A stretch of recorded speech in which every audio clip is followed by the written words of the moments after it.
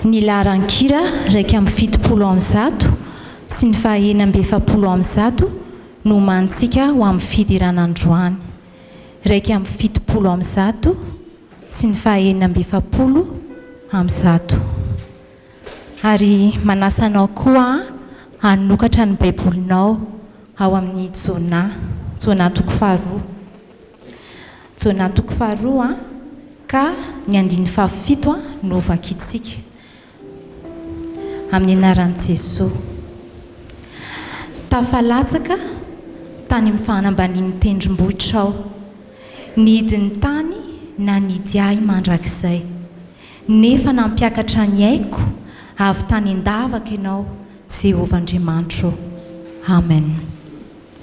Io andin-tsoratra masina io dia ampahany tamin'ny vavaka nasandratra Jona, fonizy tao anatin'ny kibon'ny hazan-drano.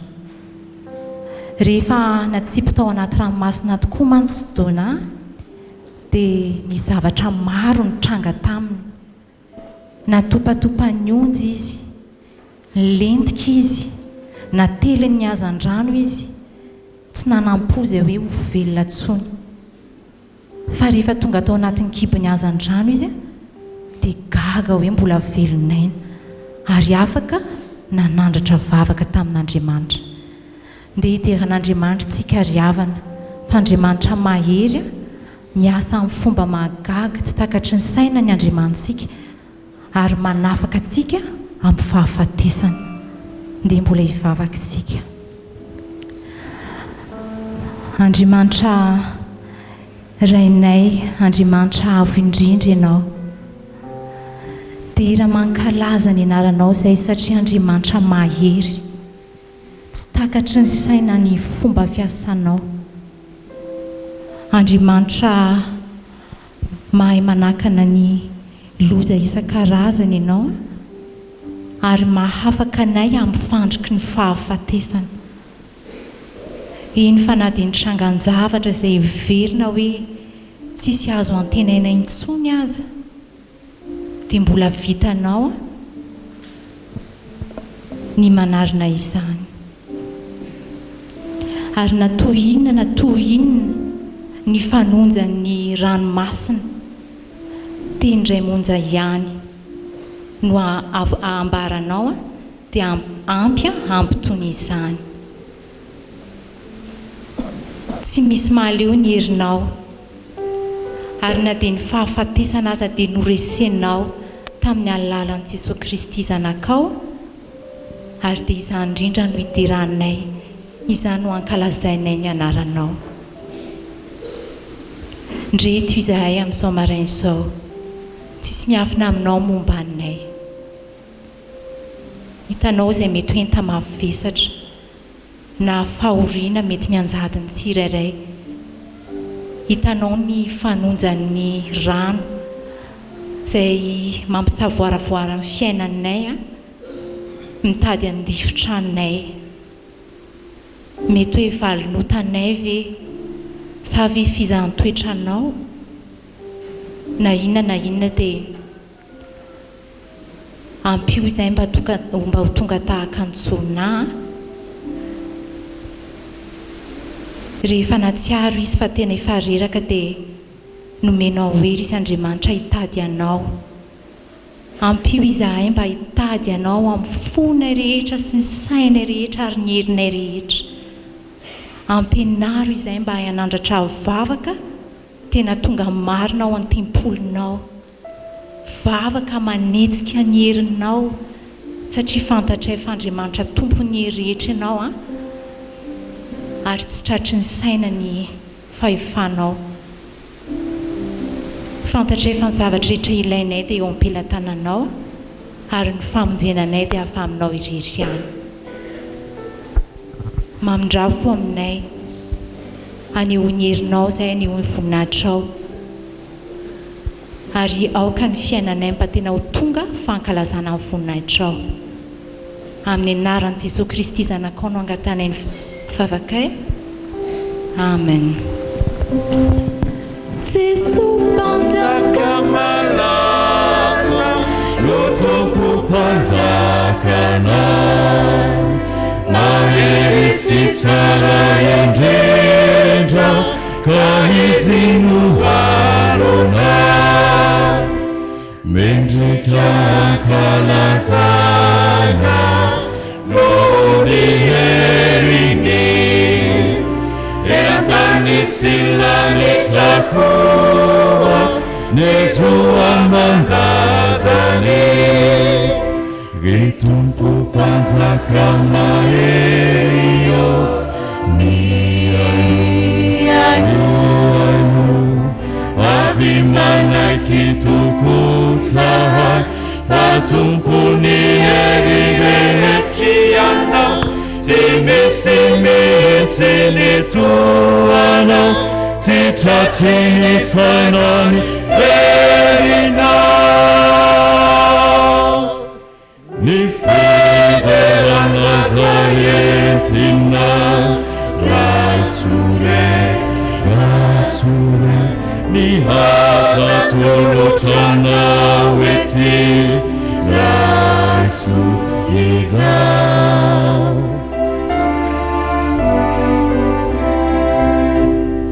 tompo mpandahatra hendry manazo rehetry izao ny zara sy tendry ataony de tsara sy maso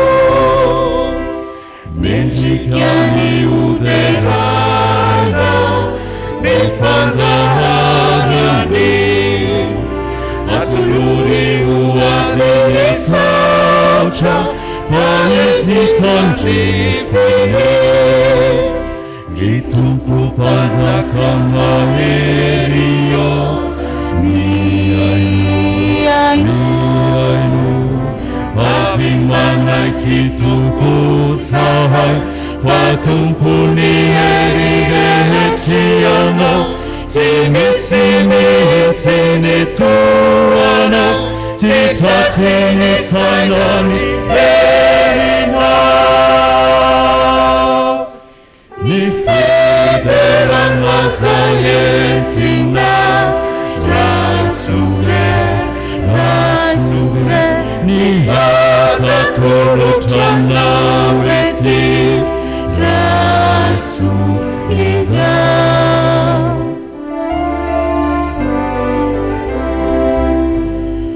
tompo mpanjaka tsy toa kanefa mehitra fo derainy rampoeratsaina terainay mandraky izao eny mpanompo vavonjy samy mioby hoe alleluia ho aminy avo fa Jesu no tompona ry tompo mpanjaka maherio miaino avy manaiky tokosahay fa tompony hery rehetrianao tsy misy mihitsy ny toanao tsy tratry ny sainany herinao ny fiderana zay entina raisore ny haja tolotranao ety raiso izao dia ry havana mbola hojerentsika avadikitsika eo amin'ny bokin'ny apokalipsy toko voalohany ka ovakitsika amin'izany ny andiny fa 17 tapam-by sy ny fa 18. Apokalipsy toko voalohany ny andiny fa 17 tapam-by sy ny fa 18 vakitsika amin'ny anaran'i Jesosy manao hoe aza matahotra izao ny voalohany sy farany dia ilay velona efa maty ao nefa indro velona mandrakizay sady manana ny fanalahidiny fahafatesana sy ny fiainany tsy hita. Amen. nandresin'ny fahafatesana Jesosy Kristy tompontsika dia ilay fahavalo farany indrindra ary isika koa izay rehetra minso mandray azy dia avelany andresy tahaka azy hiara-belona aminy mandrakizay dia mbola hidera azy tsika. Jesosy Kristy tomponay io asandratray avo ny anaranao satria mpandresy ianao noresenao ny fahafatesana dia ilay fahavalo farany indrindra dia irainay ianao Jesosy satria ianao no ilay voalohany lamato tamin'ny maty nandresy ny fahafatesana ara-batana tsy nety tratry ny loha fa nitsangana tamin'ny maty ary velona mandrakizay. Dia irainay koa ianao satria ianao ny farany tsy misy mpamonjy andrasanay intsony fa ny famonjena nataonao teo amin'ny azo fijaliana indray mandeha monja dia ampy sady tamiteraka. Omenay voninahitra ny anaranao Jesosy satria ianao no nitolorany iray ny fanalahidin'ny fahafatesana sy ny fiainany tsy hita. Ianao no nomena ny fahefana ampiditra na anakana ny olona ao amin'ny fanjakanao ary nisaotra satria atoronao anay mazava ny lalana fidirana makao. Nisaotra satria tsy mitaky zavatra be dia be avy aty aminay ianao, tsy mitaky ezaka be avy aty aminay ianao, fa ny andrasanao aminay dia izahay mino anao, mandray anao ho tompo sy mpamonjy. Izany no andresenay tahaka anao koa. Ary misaotra fa Andriamanitra mahery tsy ny fahafatesana ara-batana ihany fa eo indrindra koa ny fahafatesana ara-panahy izay efa miha-mahazo laka amin'izao andro farany iainanay izao, toy ny tsy fahamarinana, ny kolikoly, ny fanompo-tsapy, ny fijangajangana. Andriamanitra mahery ianao ary Andriamanitra manafaka anay koa amin'izany fahalovana isan-karazany izany. Mamindrafo aminay Jesosy tehirizo izahay mba samy tsisy ho tratra ny fahalovana na ny tenanay na ny toetray. Tehirizo hamasino izahay mba ho isan'izay ho avelanao hiditra amin'ny fanjakanao rahatr'izay tonga, rahatr'izay hiveriny ianao. Tompo ho tehirizo izahay ho amin'ny fanjakanao. Amen.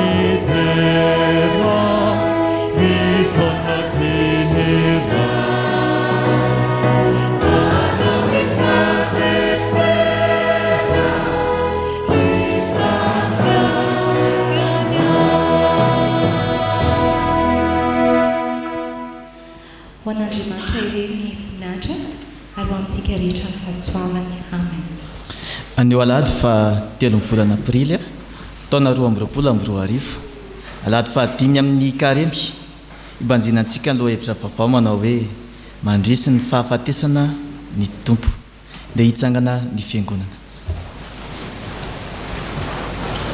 Ho aminareo ny ry havana manalao amin'ny tompo ny fiadanana, ny fahasoavana ary ny famindrapo avy amin'Andriamanitra iray sy Jesosy Kristy tompontsika. Isaotra sy hideran'Andriamanitra isika amin'ny alalan'ny salamo manao hoe niandry dia niandry an'i Jehova ary nitodika nitsinjo ahy izy ka nandre ny fitarainako dia nampakatra avy tao amin'ny lavaky ny fandringanana izy eny tamin'ny fotaka mandrevo ary nampitoetra ny tongotra eo ambanin'ny vatolampy izy ka nampijoro ahy ary nanisy firambavao eo ambavaka izy dia fideranan'Andriamanitsika maro no ahita sy atahotra ary atoky an'i Jehova sambatra izay olona manao an'i Jehova tokony ka tsy mifilo amin'ny nama mampiavonavina na mpivadika ho amin'ny lainga. Amen.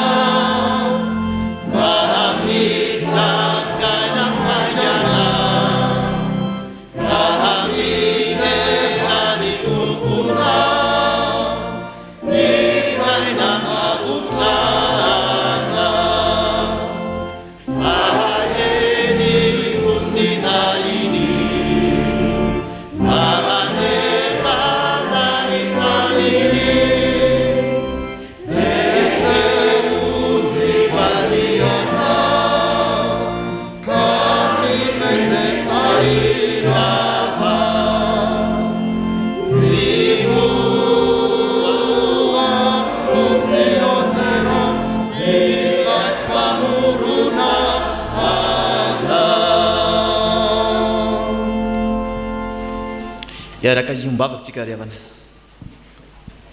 ray malalo tongeto izahay hideranao tongeto izahay hisaotranao noho ireo sosesehena izay efa nomenao anay kanefa tongeto ihany koa izahay hitady fitahiana sy fihaonana avy aminao tompo ianao ny loharano ny zavatra rehetra satria fantatray fa tsy mahefa na inona na inona izahay raha tafasaraka aminao.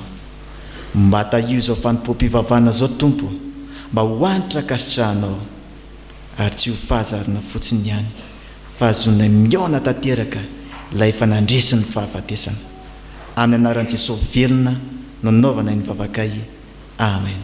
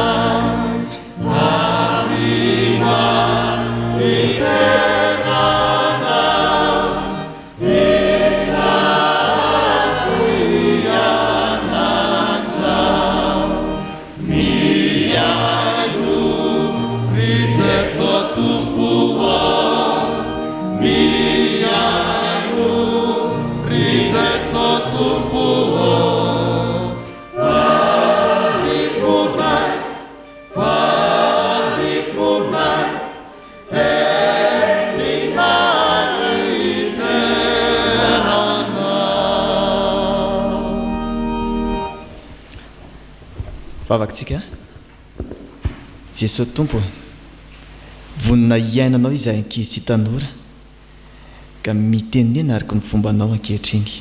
Amin'ny anaranao Jesosy, amen. Dia sokafantsika ny baibolitsika ao amin'ny Apokalipsy, ny toko voalohany, ny 9:20 no angalantsika ny fampianarana ny amin'ny andivo. Apokalipsy toko voalohany ny 9:20. Rehefa hitantsika izany, dia rahantsika mamaky amin'ny anaran'i Jesosy Tompo manao hoe: dia ilay velona efa maty aho nefa endro velona mandrakizay sady manana ny falahidiny fahafatesana sy ny fiainantsika. Amen. Dia averintsika fandroany amin'ny anaran'ny Tompo, dia ilay velona efa maty aho nefa endro velona mandrakizay sady manana ny falahidiny fahafatesana sy ny fiainantsika. Resaka fitsanganana tena maty ny eto, ary loha hevitra vaovao koa moa ny mpanjintsika ny anty hoe mandresy ny fahafatesana ny Tompo. Mety tsy vaovao zany ry havana raha mandeha ho any amin'ny atsimon'ny nosy ny Madagasikara iny, eny misy faritra hafa ihany koa zany atao hoe fitsanganana tena ny maty. Vao haingana ny toeram-panomanana mpitandrina ny sarasaraka be manerana ny Madagasikara, dia nisy tamin'ireo mpiomana mpitandrina nalefa tany faritry ny atsimo iny, dia hita ny masony izao. Ary rehefa natao ny fanadihadiana dia misy karazany roa le hoe olona mitsangana ny maty, dia misy hoe firazanana avy amin'ilay olona mihitsy ilay izy. Maty izy dia maty indray mandeha dia velona, fa maty izy avy eo dia tsy velona intsony. Karazany iray izay. Fa misy indray le hoe maty impito, mety efa samy naheno an'izay daholo tsika rehetra angamba. Dia le maty impito indray, maty izy dia velona dia maty izy, mandra-pahatonga an'ilay fahafito. Dia izay indray tsy resaka firazanana fa noho ny ody mihitsy. Efa nataonay zany ny fanadihadiana dia hoe resaka ody le miazona izay resaka hoe maty dia velona, maty dia velona. Dia inona moa no tiana tongavana? Misy ry havana, ary efa fanao dia vola hatrizay ny atao hoe hitovy amin'Andriamanitra. Dia ho tahaka an'izany ilay hoe avo indrindra izany, satria nijangana tamin'ny maty Jesosy Kristy Tompo, dia indro koa andao koa tsika mba hiezaka. Fa le hiezaka ataon'ny Satana dia tsy tonga lafatra, fa tena neny ihany. Satria nahoana? Ireo olona ireo raha nitsangana tamin'ny maty aza, dia inona ny zavatra amin'izeo? Eto an-tany ihany izy no velona. Eto an-tany ilay misy mbola ao anatin'ny fahoriana, mbola anatin'ny tomany sy ny fijaliana maro isan-karazany. Fa ny fiainana ao amin'i Jesosy Kristy kosa, ilay fiainana an-danitra tsisy tomany, fa fiainana mandrakizay, tsy hoe mbola ho faty indray ianao rehefa nitsangana tamin'ny maty tamin'izany fotoana izany, fa mandrakizay. Inona no lesona atsoantsika amin'izany ry ankizy sy tanora? Andehantsika hifaly ho an'ireo havantsika, ho an'ireo namantsika, ho an'izay rehetra fa neno an Jesosy Kristy, dia manana fanentinantsika fa mbola iona amin'ny indray tsika anam'izany atao hoe fiainana nakoatra izany fa raha fiainana eto an-tany eto ihany dia mbola misy toerana atao hoe fijaliana dia misy ihany koa tsy fahatanterahana ny amin'ilay hoe nitsangana impito sy ilay mbola nitsangana tany maty raha eto amin'ity fiainana ity dia misy amin'izy ireny raha ohatra hoe sanatria hoe tapaka ny tanan'ilay olona nitsangana tany maty izy mbola tapaka ihany koa ny tanan'iny olona ireny tsy tonga lafatra ny fiainana ao amin'ny satana fa ny fiainana ao amin'i Jesosy Kristy mena nofo vaovao dia miara-miaina an'izany hoe ray ny voninahitra izany ilay mpanjaka ny mpanjaka izany ny arahantsika rehefa ho avy ilay fotoana iray eny ary andeha verintsika ilay soratra masina izay nataontsika tsenjery teo amin'ny anaran'i Jesosy dia ilay velona efa maty aho efa indro velona mandrakizay sady manana ny falahidiny fahafatesana sy ny fiainantsika aiza moa nahitantsika an'izany Apokalipsy 1:9-20 amen dia tsika hiaraka hivavaka Jesosy zokinay io velona mandrakizay ianao dia mba velomy mandrakizay miaraka aminao ihany koa izay tompo rehefa ho avy ny fotoana izay hatongavanao rehefa ho avy ny fotoana izay ialanay eto amin'ity tany ity amin'ny anaranao Jesosy nanaovana ny vavaka amen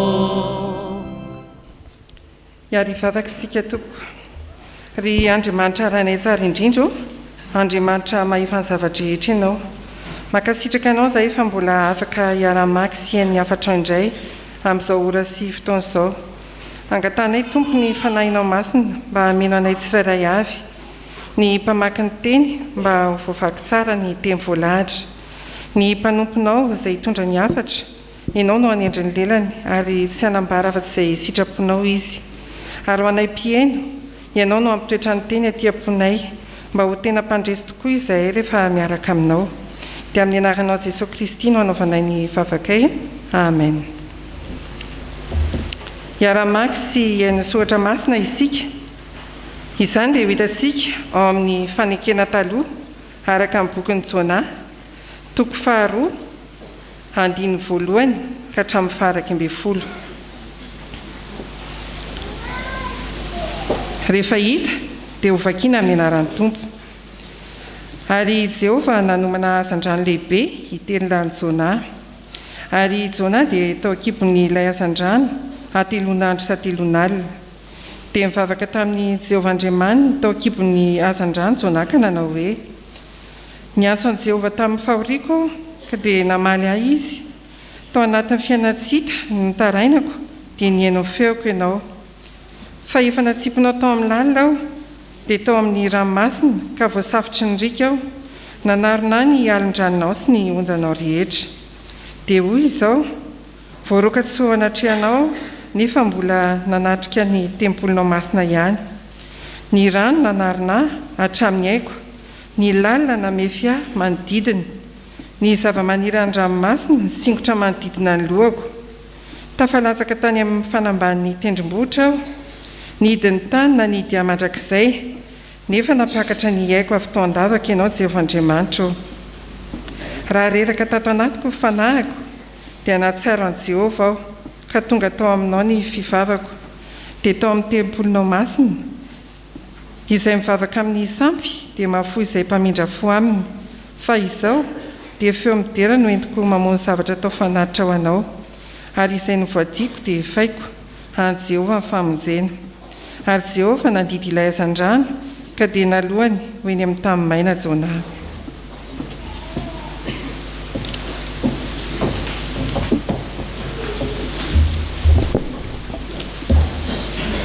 Hotohizantsika ny famakiana soratra masina ao amin'ny fanekena vaovao. Filazantsara araka ny Matio 20 17 ka hatramin'ny 19. Ary hofaranantsika ny famakiana soratra masina ao amin'ny Apokalipsy 1:17 ka hatramin'ny 20. Rehefa hita dia hovakiana amin'ny anaran'ny Tompo.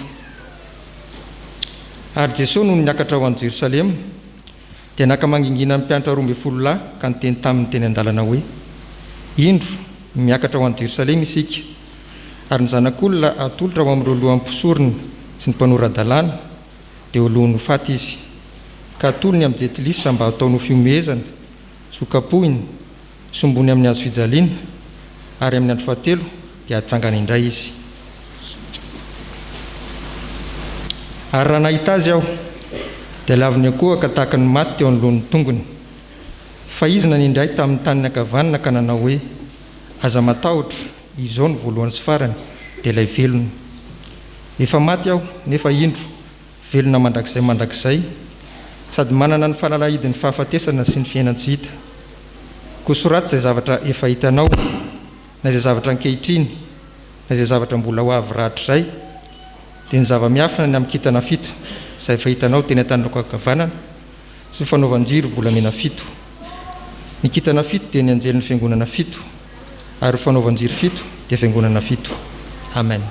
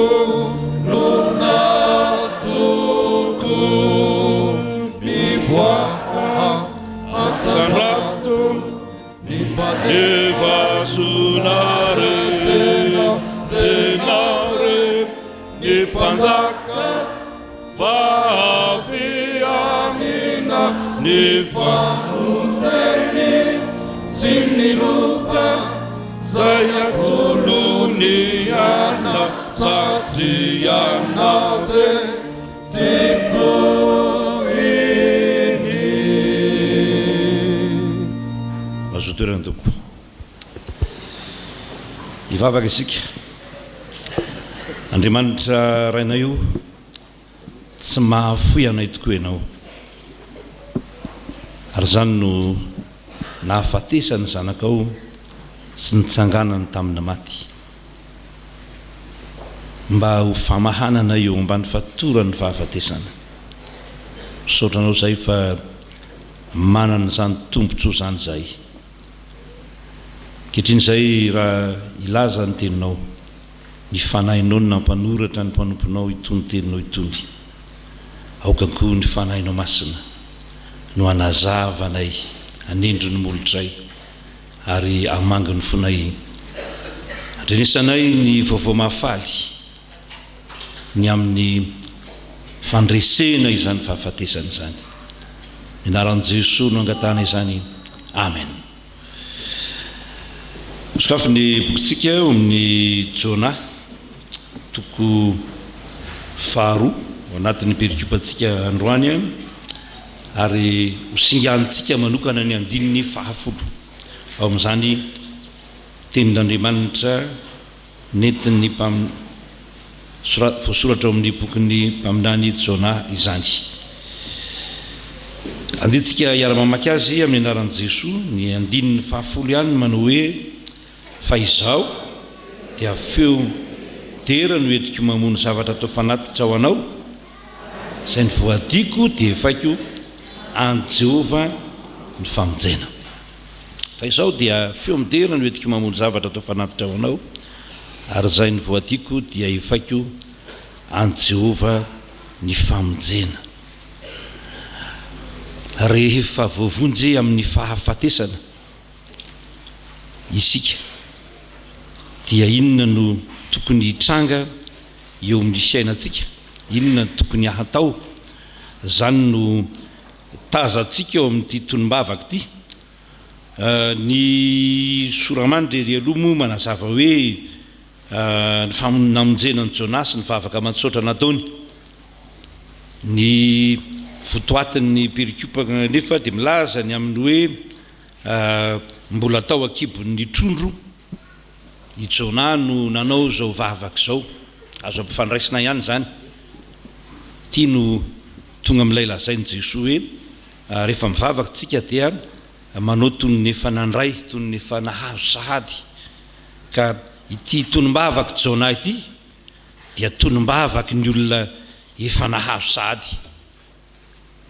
Misy ihany ny filazam-potoana ho avy hitantsika ao anatin'ilay perikopa, fa izany anefa tsy milaza ny hoe amin'ny ho avy ny zavatra hitranga eto, fa milaza ihany koa ny hoe ankehitriny ny valim-bavaka omen'Andriamanitra. Misy fotoana efa nilazaintsika teto zany ray andro, misy fotoana Andriamanitra mamaly vavaka eo ny eo, izy ny tena mahalala ny antony. Misy fotoana Andriamanitra mampiandry, mety ray volana, mety 2 volana, mety herintaona, mety ohatran'izany.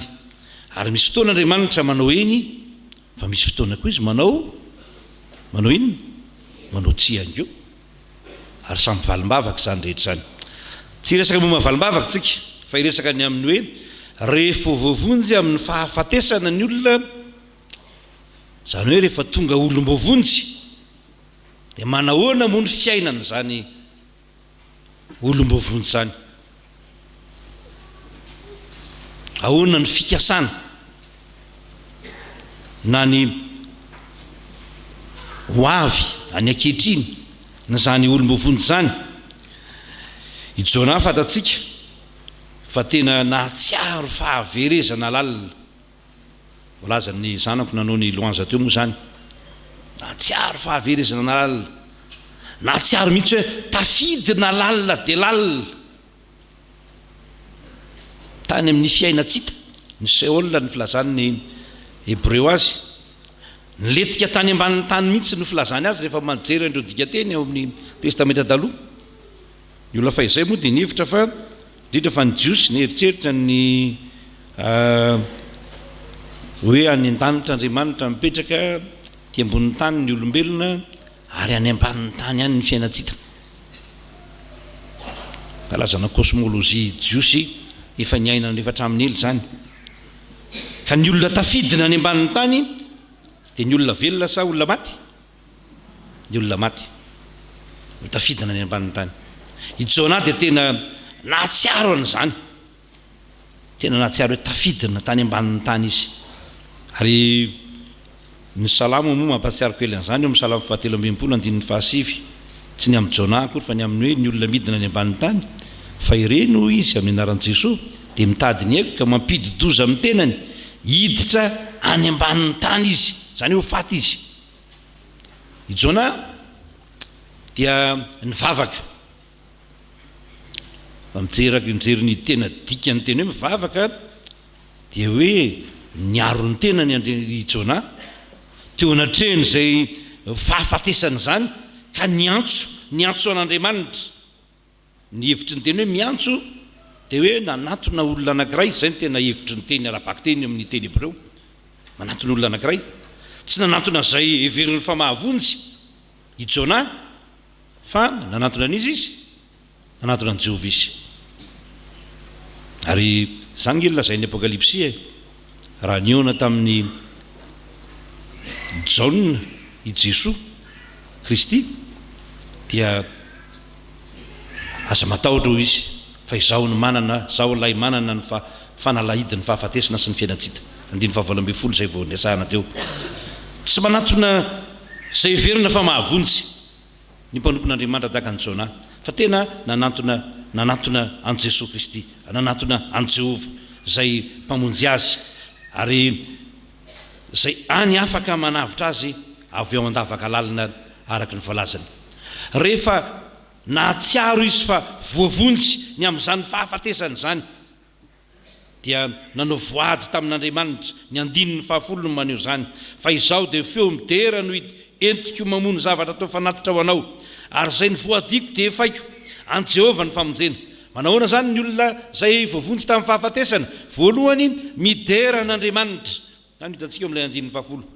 amin'ny endrika sermona no tondrana ny toriteny ity midera an'Andriamanitra ny faharoa manefa ny voadiny eo anatrehan'Andriamanitra ary ny fahatelony dia manao fanekempinoana mitodika amin'Andriamanitra voalohany midera an'Andriamanitra faharoa manefa ny voadiny ary ny fahatelo manao fanekempinoana fa izaho dia feo midera no entiko mamono zavatra atao fanatitra ho anao ary zay ny voadiko dia efaiko an Jehovah ny famonjena rehefa miresaka hoe fiainany voavonjy ianao dia ny fiainana kristianina zany raha atao mahitsy kokoa ny fiainan'ny olona manana fanantenanany amin'ny fitsanganany tena maty zany mbola entina lavidavitra koa dia hoe fiainan'ny olona miaraka amin'ny Jesoa Kristy lay manana ny fanalahidiny fahafatesana sy ny fiainatsitsy zany ty zany dia metefa amin'ny olona efa nandray an Jesoa Kristy ny olona zay efa nandresiny fahafatesana ny olona zay manatena fa tsy hiara-ny fahafatesana faharoa dia isika kristianina zany isika mpanompon'Andriamanitra zany ahoana ny fiainan'ny olona tahaka zany dia ny midera an'Andriamanitra zany no fiainatsika midera an'Andriamanitra i Jona dia tena ny voady amin'Andriamanitra hoe tena feo midera no aminoko zavatra atao fanatitra ho anao inona moa no atao hoe fiderana an'Andriamanitra ny fiderana an'Andriamanitra dia vokatry ny mamonjena zay nomena antsika nampiakarina avy tao andavaka no hoe isika ka midera an'Andriamanitra efa nisan'ny maty kanefa dia nisaina ho isan'ny velona i Jona isika ihany koa ka fanapahan-kevitra manokana ny hidera an'Andriamanitra fa izaho tsy amin'ilay hoe izaho dia eo akaikin'Andriamanitra mahatsara fanapahan-kevitra io tsy misy sy manery ianao hidera an'Andriamanitra fa ny famonjena efa azo ny fitahiana efa voaray ny fanafahana tamin'ny fahafatesana no mahatonga antsika ho tapa-kevitra aninona hidera an'Andriamanitra ka feo midera ho i Jona no anaterako fanatitra ho an Jehovah misy endrika anankitelo ny anehoana ny fiderana raha eto amin'ity texte ity ny endrika anankiray dia ny hoe ny manao fanatitra ny endrika faharoa dia ny hoe manao feo fiderana ary ny endrika fahatelo dia ny hoe manao asa fakasitrahana dia ho jerentsika zany voalohany dia manao fanatitra feo midera no anaterako fanatitra ho anao mamono zavatra atao fanatitra moa no tena hevitra ny teny fanatim-pisaorana ny lazaina eto mahafoy aina ho an'Andriamanitra zany no dikany hoe manao fanatitra manolo-tena ho an'Andriamanitra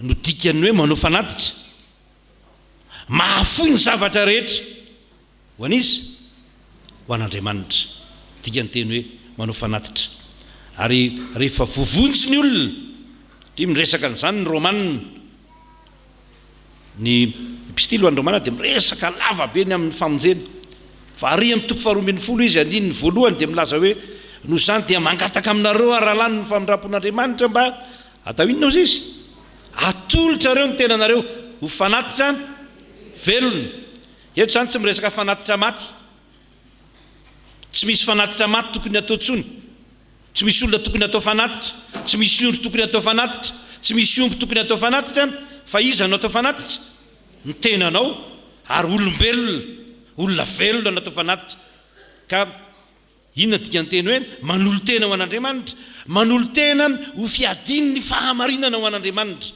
zany ho ilazany soratra masina azy zany hoe manolo tena hanao ny asan'izy ny asan'Andriamanitra zany atao hoe miderany maloha resantsika rehefa avy eo fa tena manolo tena ho an'Andriamanitra efa natsiary fa voavonjy dia manolo tena ho an'Andriamanitra ny fotoana ny kary mitako sao dia fotoana fanoloran-tena revana malala fotoana ny fandinihan-teny zao ary kanefa inko dia fotoana ny fanoloran-tena ho an'Andriamanitra fotoana hitenenana amin'ny tompo hoe inty aho ahoana ny toy an'izay iraho aho fotoana ananana fandava-tena tena hanompo an'Andriamanitra fotoana fahafoizana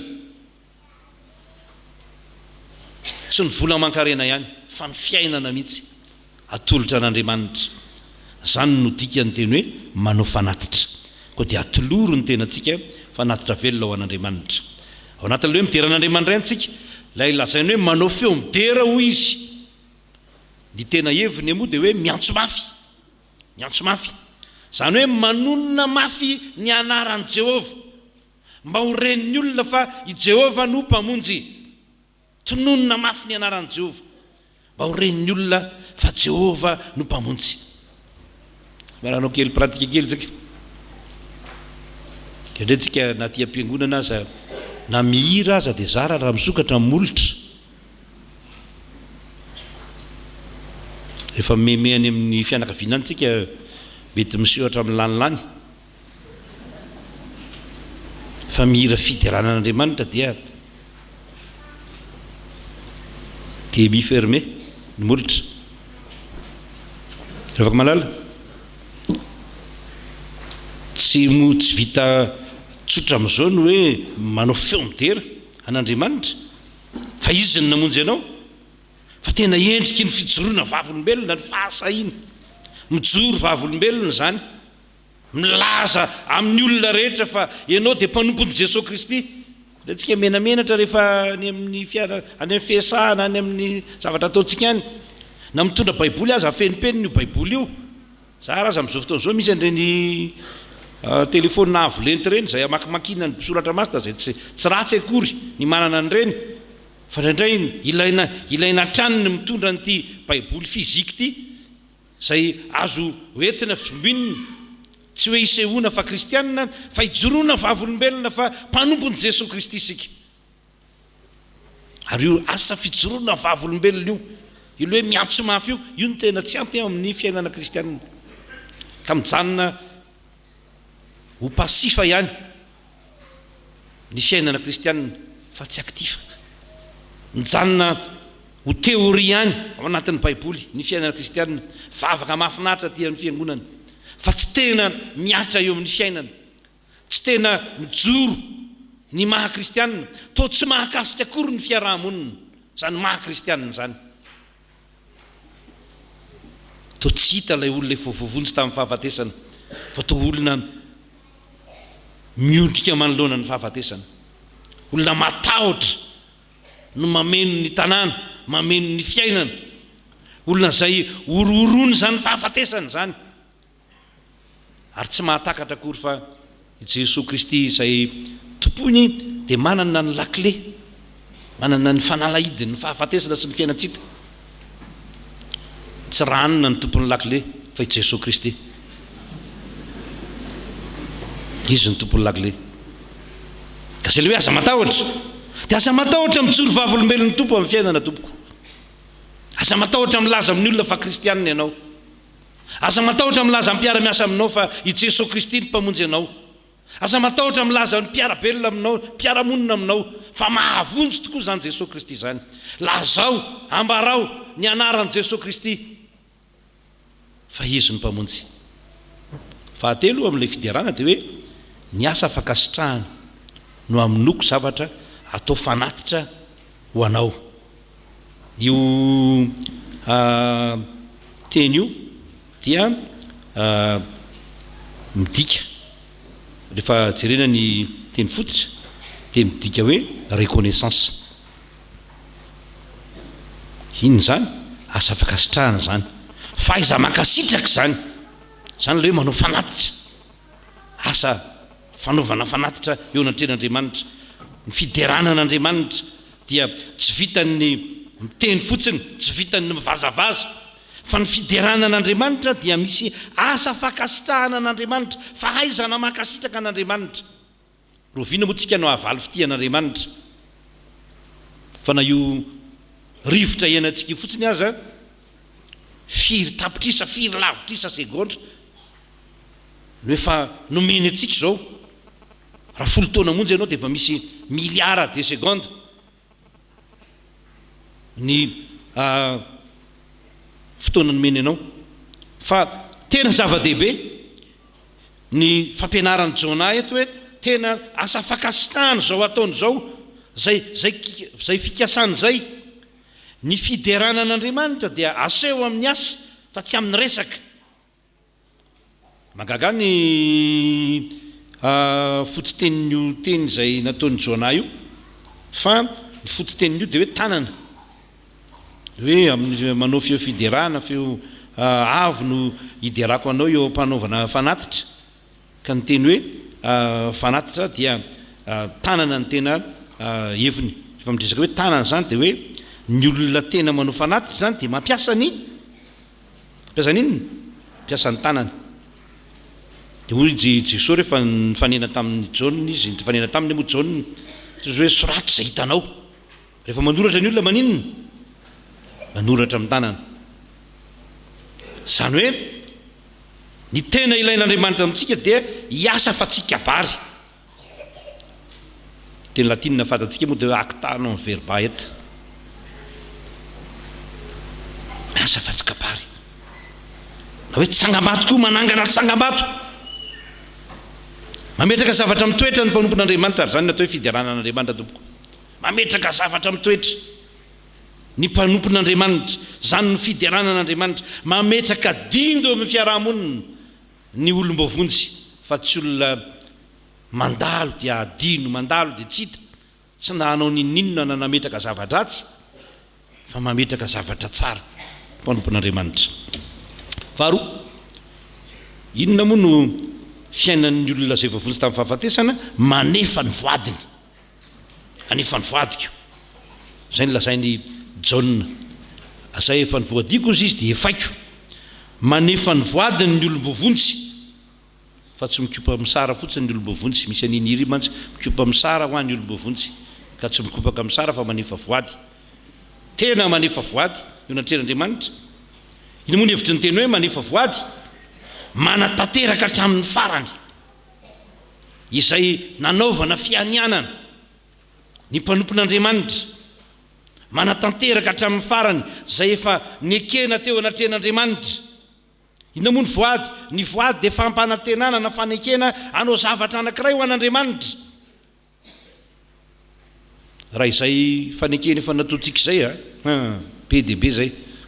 Nanao batisitsika nanao fanekena, nraisina mpandray fanasany tompontsika naninona? Nanao fanekena. Natokana dekonitsika naninona? Nraisintsika nahatrany amin'ny sampana mpanazava stily azy, nanao mpiandraikitsy ianareo, nanao fanekena.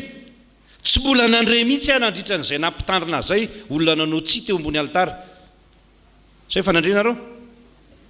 Fanandre ve tompo? Fanandre olona tsy pasteur, na hoe tsy mopera raha ohatra ka katolika izy. Tsy mbola lisa nanao eny daholo, fa ahoana no fanatanterahana azy? Voady eny reny e, voady reny tompoko.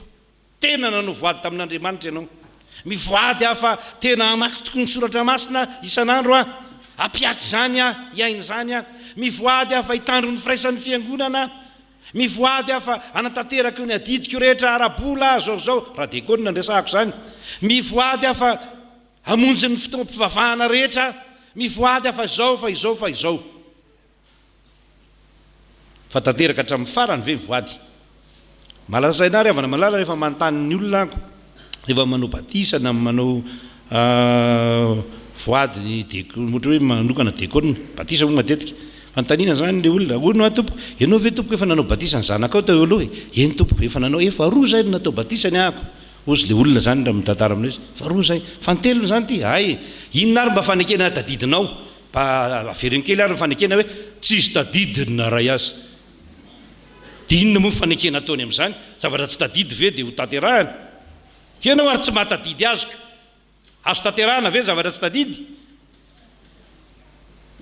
zay le hoe mandainga eo anatren'andriamanitra vatandremo ka dia tanterao ny voady zany ny mpanompon'andriamanitra manatanteraka zay efa ny voadina teo anatren'andriamanitra zao ny voalazany Deutéronomie 7:22 raha mivoady amin'ny Jehovah Andriamanitra ao ianao dia aza ela fanefa fa adininy Jehovah Andriamanitra ao tokoa ianao ka ho fahotana ho anao zany fahotana aminao zany Deutéronomie 7:22 aza ela fanefa raha mivoady ianao efa nanaiky ianao fa hitaizany zanakao hivavaka ho azy ampianatra azy hivavaka piditra azo mpianatra lady ohatra raha batisa dia ataovy zany efa nanaiky ianao fa hamaky ny baiboly isan'andro ianao tsy nilaza ianao kory tamin'izany hoe hamaky ny baiboly isam-bolana na isaky ny 3 volana na isaky ny perikupa lady fa hamaky azy isan'andro andeha tanterao zany voaditsika zany efa nanaiky ianao fa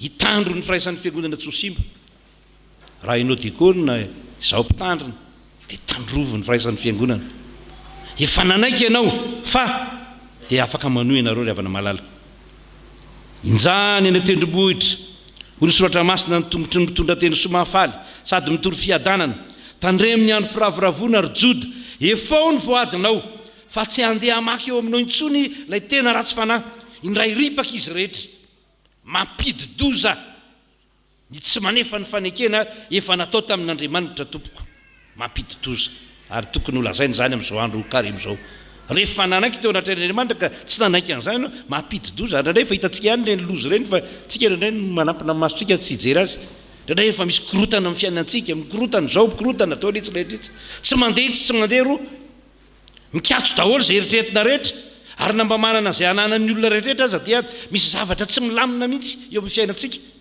renindray no endrika zay anehoan'Andriamanitra amintsika hitenenan'Andriamanitra amintsika fa misy zavatra tsy mandeha eo amin'ny fiainantsika mpandray fanasan'ny tompo ve ianao mandiny tena dekona ve ianao mandiny tena mpiandro ve ianao mandiny tena vita batisa ve ianao mandiny tena fa so misy zavatra tsy akasitan'Andriamanitra eo amin'ny fiainanao aleo tsy mivoady ho ny soratra masina toy zay mivoady kanefa tsy mahefa toriteny 5:1 aleo tsy mivoady kanefa aleo tsy mivoady toy zay mivoady kanefa tsy mahefa ny olombovony zany dia manefa ninona zany hoe manatanteraka ny fanekena efa nataony fahatelo sady farany manao fanekem-pinoana zay nataony Jona an Jehovah ny famonjena zany fanekem-pinoana nataony Jona rehefa nahatsiaro izy fa voavontsy an Jehovah ny famonjena fanekem-pinoana feno zany nataony Jona zany sady faminaninany amin'ny andro avy hitantsika ny mahafaminanina azy faminanina matsy dia mitodika ny lasa miainany ankehitriny ary mijery no avy ny tantarany Jona dia misy hitovizana amin'ny tantarany Jesosy Kristy ary faminaninany amin'izany fa firy andro izy natao kibon-drondro 3 alina sy 3 andro dia mitovy mihitsy amin'ny Jesosy Kristy tao am-pasana 3 alina sy 3 andro ary dia nitsangana tamin'ny maty rehefa zany fanekena fa an Jehovah ny famonjena ny lazainy Jona eto zany hoe ny famonjena dia mifamatotra amin'ny anaran'izy amin'ny anaran'i Jehovah ary avy amin'io teny hoe famonjena io ny teny hoe Yeshua ina dika ny teny hoe Yeshua amin'ny teny malagasy ny Yeshua araka zany feony zany ina dika ny teny hoe Yeshua Jesoa mpamonjy raha atao anarana izy Jesoa zany dikany ny teny hoe Yeshua ka iny moa efa lazaiko teny tena aza dia rebereben'ny olona indrindray reny olona ny anay dia Yeshua ny tena mpamonjy fa iza Yeshua fa ngaty Jesoa ny anay adonay ny tena mpamonjy anay, ianareo Andriamanitra izy zany Andriamanitra, ny anay adonay ihany, fa izy adonay fa tsy hoe tompo anga tika ny adonay. Tika tsy ambakain'ny olona amin'izany raha teo moa fantatro zany fa olona mahalala raha teo ianareo. Fa eto zany dia mifamatotra amin'ny anaran'i Jehova ny famonjena. Ary zany natonga ny Jona hoe io no nantsoiny io anarany io, io anaran'i Jehova io no nantsoiny. Ary rehefa miresaka hoe famonjena ianao dia faminaniana ny amin'ny ho avy zany, fa i Jesosy Kristy no Jesosy Kristy no inona mpamonjy, izy ny mpamonjy. Ka ny filazan'ny Jona eto zany na dia manjato taona ny marobe aza ny elanelana ny Jesosy Kristy sy Jona dia milaza mazava fa i Jesosy Kristy ny mpamonjy, zay avy amin'ny Jehova. Satria zay mihitsy ny tena dikany teny hoe Jesosy Jehova ny mpamonjy, zay ny dikany. Zany hoe mpamonjy avy amin'ny Jehova, famonjena avy amin'ny Jehova, zany dikany.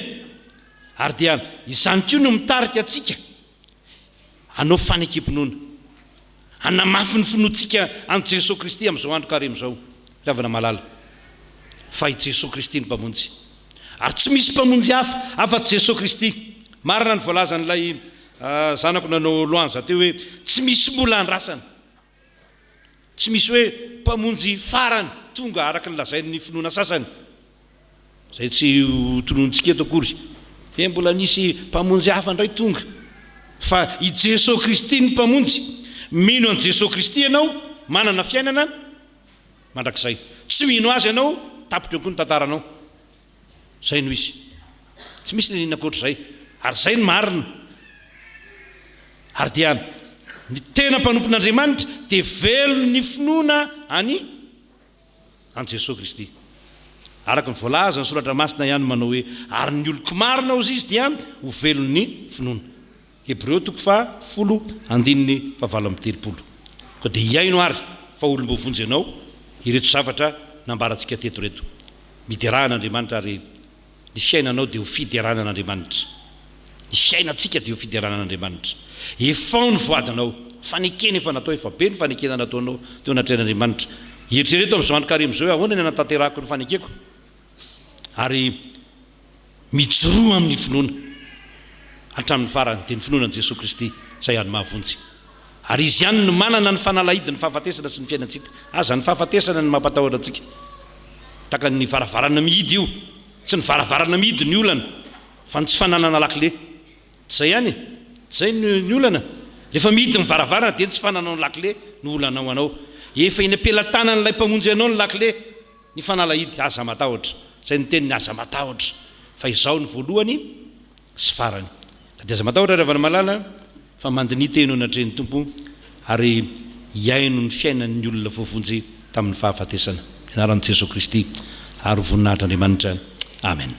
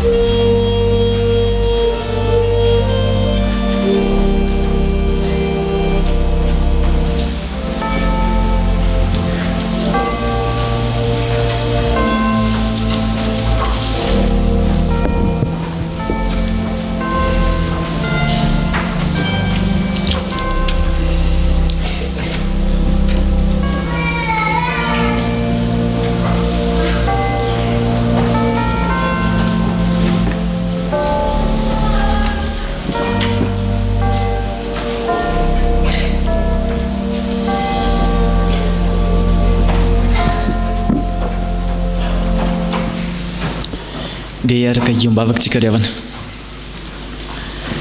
raha inay zay nan-danitra impirimpiry tokoa zay no diso eo anatrehanao manoloana an'izany teninao zany. Impiry zay no nanao voady kanefa tsy efanay zany. Ary ny tena mampalahelo aza dia ilay fanekena mihitsy no indro adinonay. Impirimpiry zay mba nahay nijoro vavolombelona fa noho ny tahotra noho ny enatra manodidina dia tsara Jesosy nijoro hoe kristianina. Tompo mamindrafo aminay, mamelany elokay fa fantatray dia fantatray tokoa fa diso izahay ary araka ny teninao teo dia mitondra loza ho anay ny tsy fanefana zany voady zany, tsy teo anisany izay hitambesarany zany zay Jesosy, ka mifony indro ny vavaka mangina izay asandratry ny tsirairay avy fifonana eo anatrehanao mba hendoy Tompo.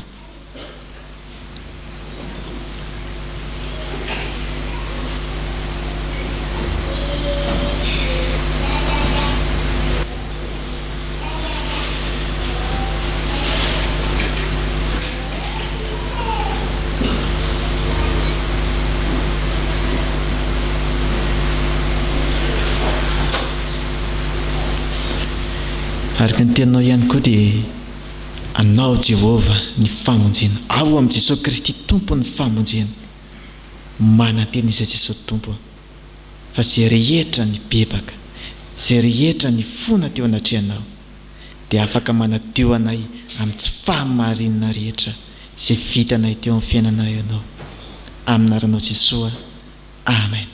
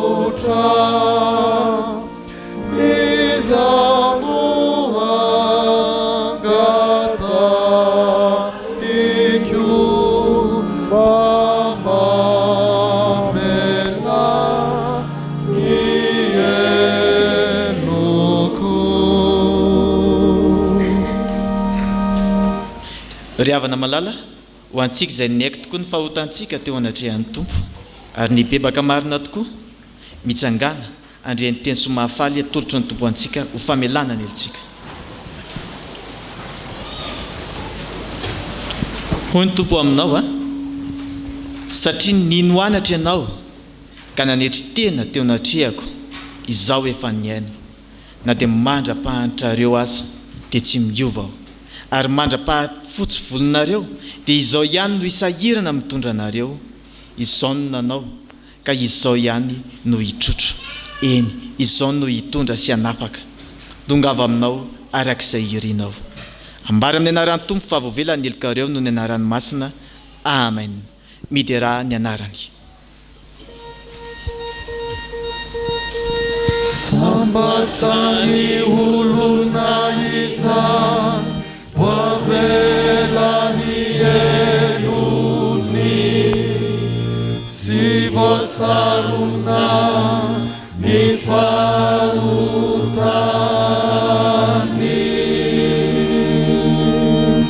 Sambatra ny olona izany tsisany Jehova eloka, ary tsy misy fitaka ny fanahiny.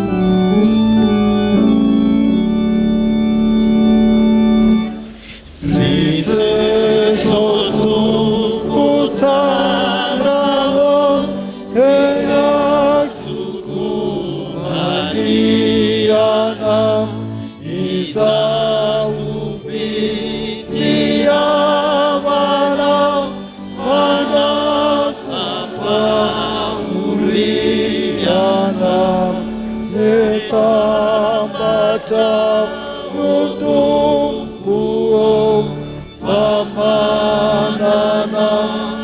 anawizam zay tsy mamety sosotra avalia mitaotra ka iana no tokiko sy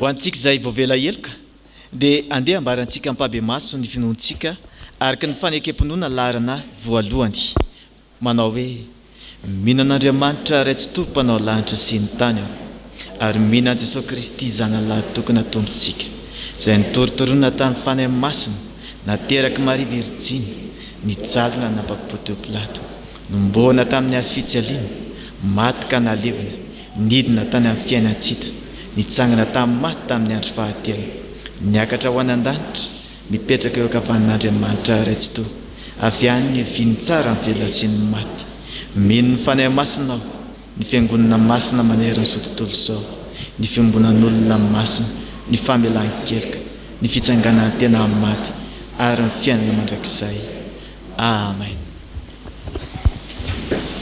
Manasanao ry havana hiaraka iombavaka aminatin'izao vavaka fangatana izao. Ry Andriamanitra ranay tonga eto izahay angataka aminao tompo noho ny amin'ny teninao dia mangataka aminao izahay ery avy aminao ahafahanay mijoro vavolombelona marina eo aminao ampio izahay tompo esoro ny tahotra ao anatinay esoro ny enatra vavelao izahay tena hoe vavolombelonao naiza sy alehanay ampio ihany koa izahay Jesosy Kristy tompo ayanolitra ny tenanay mandrakariva ahafoy tsy ny amin'ny resaka vola aman-karena ihany fa ny amin'ny fahafoizan'ny tena tanteraka dia mba hoahanao ihany koa izany tompo tsy miafina aminao ry Jesosy Kristy tompo ny fiainany ny fiangonana tsirairay avy izay tsy andalovan'ny kristianina irery fa eny ny vahoaka malagasy mihitsy dia anatin'ny fahasahiranany izay Jesosy ianao ny mpamonjy ianao ny fanantenanay mamonjehanay tompo ampio izahay amin'ireo karazana fisedrana maro ao ny aretina ao ny resaka vidim-piainana ao ny resaka fahasahiranana maro samihafa fa mpamonjy anay ianao fanantenanay ianao tompo mamonjehanay tsirairay avy jereo manokana ihany koa izay isam-batan'olona izay tonga eto mafantatra ary manatrika anay tsirairay avy hatrany ianao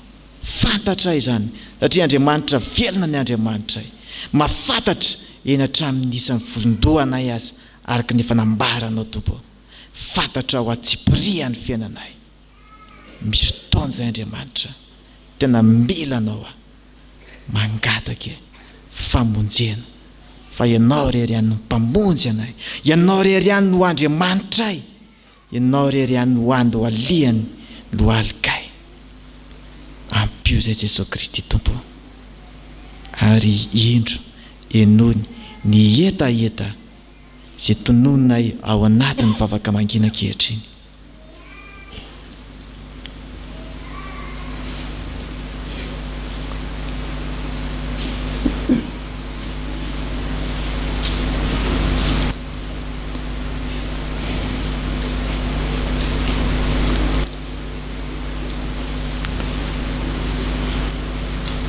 misaotra tompo fantatra efa tonga eo anatrehanao izany vavaka izany ary misaotra sahady ihany koa ny valim-bavaka izay fatolotra ao anay mameo anay ny fiainam-piterahana mandrakariva eo amin'ny fiainanay mameo anay ny hery ayanefa ny voady sy efa notenenay teo anatrehanao.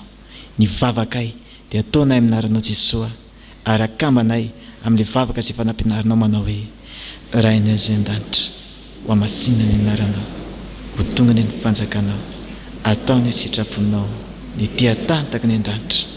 Meona ny ny anasazo anay ary mamelany elikay tahaka namelany izay melika taminay. Aza mitondra ny fakapanahy mba manafahany amin'ny ratsy, anao fanjakana sy ny hery ary voninahitra mandrakizay. Amen.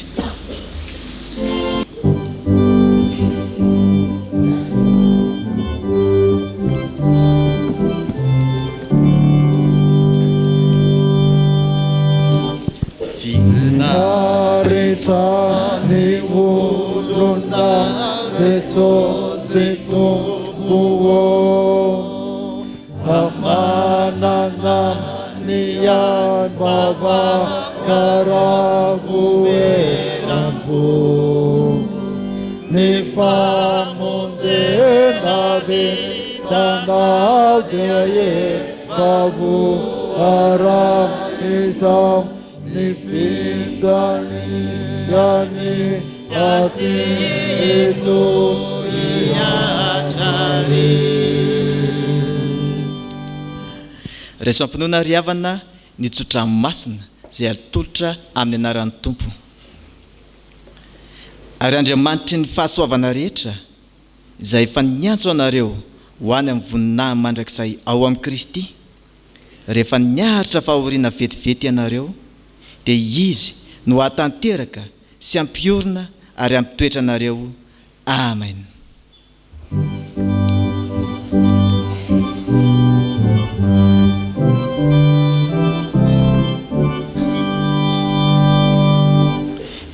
Salva Jesosy mba isany anao, misolika fitaizako no misy vaizao, evero rifana ikioka zamety afako, amarapa ata natrafa Jesu doanao. Mipetraka amin'ny fiangonana, mivavaka mangina.